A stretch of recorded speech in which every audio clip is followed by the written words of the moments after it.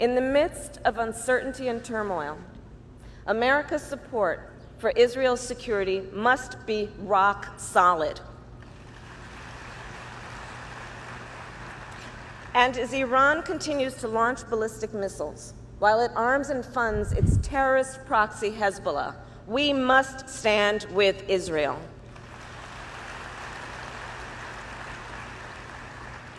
As Hamas maintains its control of Gaza and fires rockets across Israel's southern border, we must stand with Israel. And as ISIS and civil war in Syria destabilize the region, displacing millions and threatening shared security interests, we must support all those affected by ongoing violence and terror, and we must stand with Israel. Jeremiah 49, verse 20.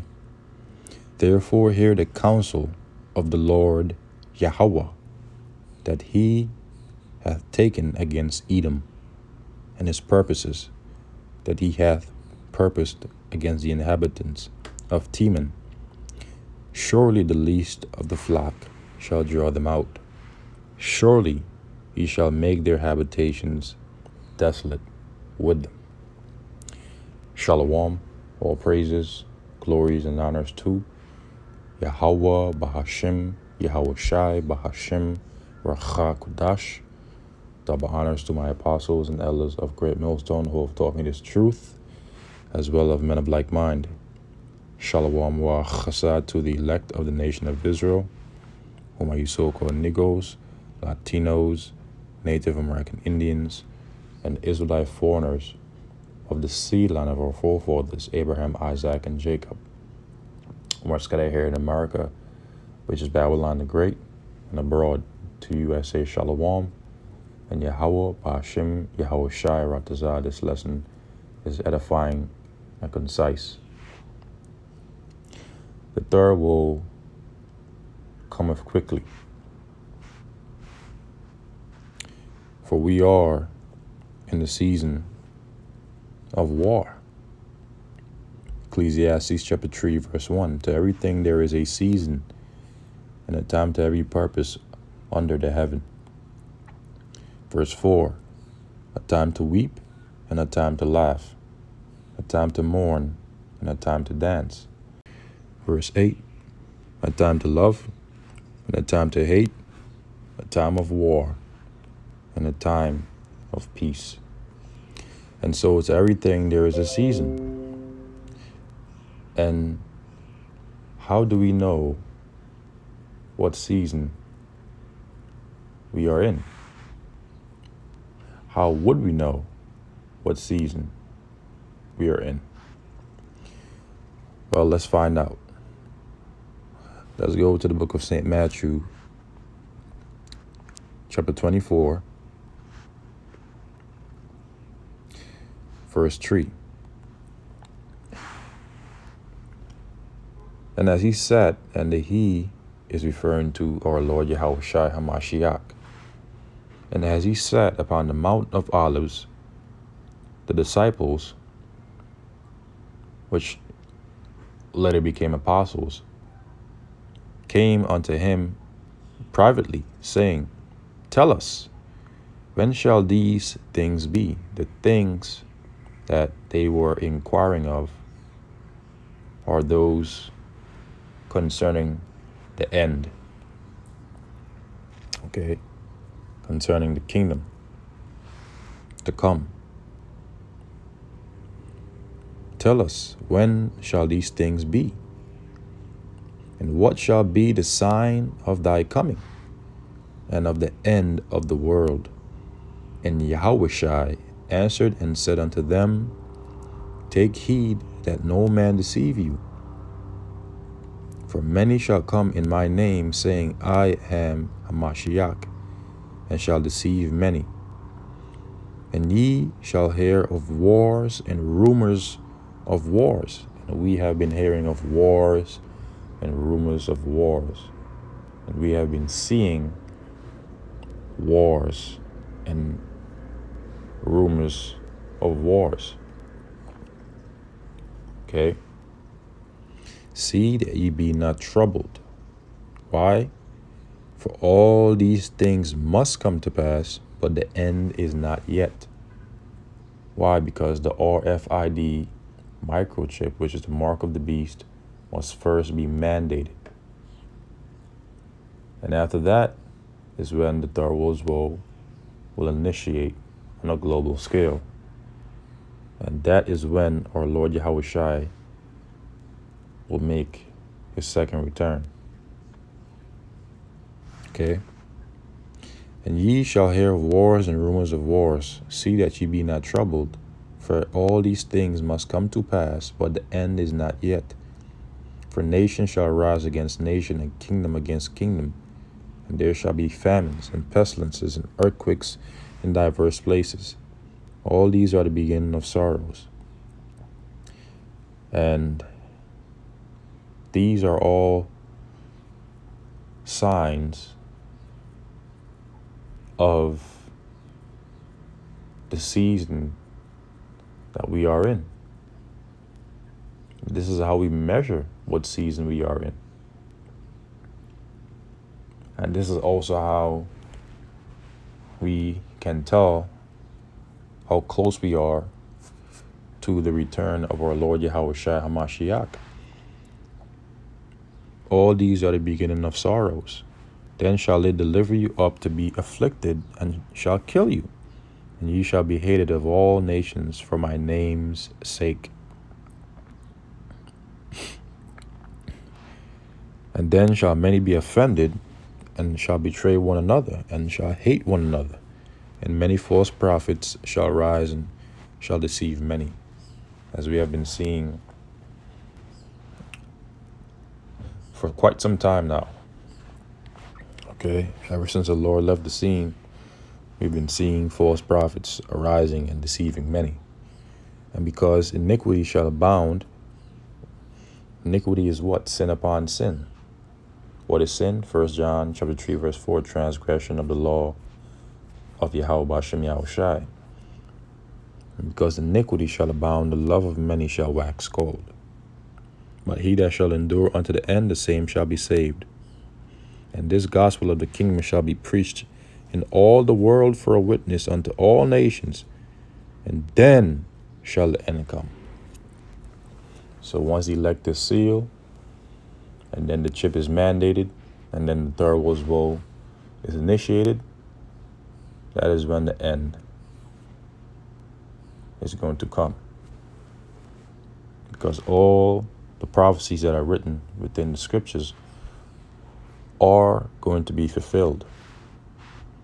And so this is how we determine through the spirit and power of Yahweh Bashem Yahushai what season we are in. You could also read 2nd Ezra, the 9th chapter. Okay, and so we know that we are in the season of weeping and not of laughing. We know that we are in the season of mourning and not of dancing. We know that we are in the season of hate, okay, and not love. We know that we are in the season of war and not in the season of peace. Because the signs are very clear, and we see that we are in the season of war because all these nations are now taking their economic wealth and using them towards the purchasing and towards the researching and developmenting of weapons of mass destruction, i.e. thermonuclear missiles. Okay? And that is why these different nations are beating their plowshares into swords and their pruning hooks into spears.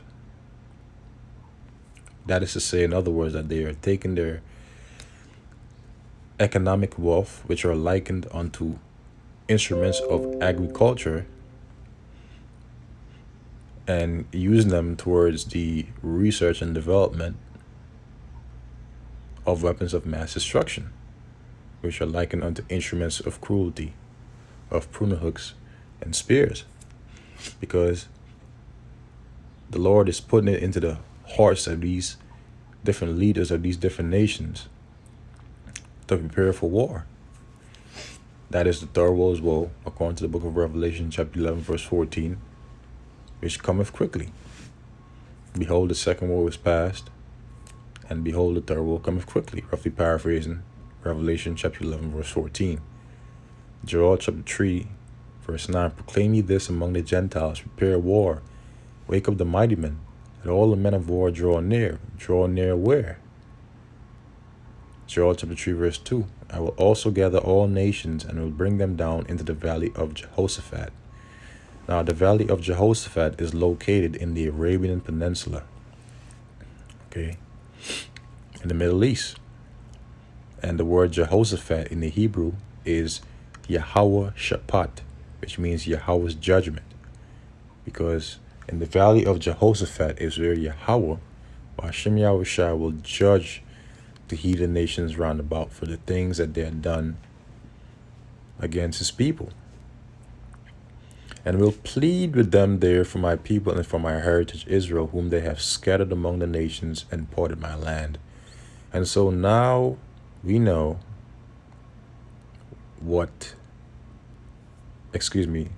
where all the men of war are going to draw near. They're going to draw near the valley of Jehoshaphat. In the valley of Jehoshaphat, they're going to come up to the valley of Yehoshaphat. Let all the men of war draw near, let them come up. So they're going to go up there. Beat your plowshares into swords and your pruning hooks into spears. And we explained what this meant earlier. Basically, these different nations are going to take their economic wealth and use it towards the research and development of weapons of mass destruction, i.e., the thermonuclear missiles. Let the weak say, I am strong. Let the weak nations such as North Korea, India, Pakistan, and others that have now acquired weapons of mass destruction in the form of ICBM nuclear missiles, let the weak say, I am strong. Assemble yourselves and come up, all ye heathen, and gather yourselves together round about, till the cause thy mighty ones to come down, and the mighty ones are the angels, O Yahweh. Let the heathens be weakened and come up to the valley of Jehoshaphat, for there will I sit to judge all the heathen round about. Put ye in the sickle, for the harvest is ripe. Revelations, the 14th chapter. Come, get you down, for the press is full. Isaiah the 63rd chapter. The fats overflow, for the wickedness is great. Multitudes in the valley of decision, for the day of the Lord Yahweh is near in the valley of decision. So that time is approaching, and these nations know that. That's why they are preparing for war. Okay? And that is how we know that we are in a season of war. But before war initiates on a global scale, the R5D microchip, which is a mark of the beast, was first and will be first mandated. Okay? After the Lord seals his elect. Because our Lord Yahweh Shah said what? Again in St. Matthew 24, this gospel shall be preached, and then shall the end come, roughly paraphrasing. Okay, now concerning the clip that we had seen earlier, America will soon become a guard unto Israel, and Russia a guard unto Iran, because the state of Israel will do something to Iran that will cause them to retaliate in a very negative manner that will pretty much initiate a war between Israel and Iran, and America will get involved and become a guard unto Israel. And then Russia will become a guard unto Iran and its allies. Jeremiah 49 verse 20, therefore hear the counsel of the Lord Yahweh that he had taken against Edom. Who is Edom? so-called Caucasian race, the wicked, according to Malachi chapter 1, verse 4, in whose hand, which in the Hebrew means power or strength, from the Hebrew word yad, the earth has been given into, according to the book of Job chapter 9, verse 24. And his purpose is that he had purposed against the inhabitants of Teman, modern-day Teman and the Dan, and Basra is America, Babylon the Great, because those were ancient capitals, inhabitants of the Edomites.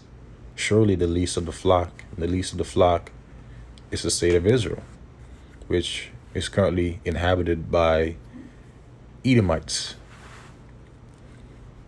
of one of the sons of Esau Edom, who is Amalek, okay? The grandson of Esau Edom. They're also known as the Khazars.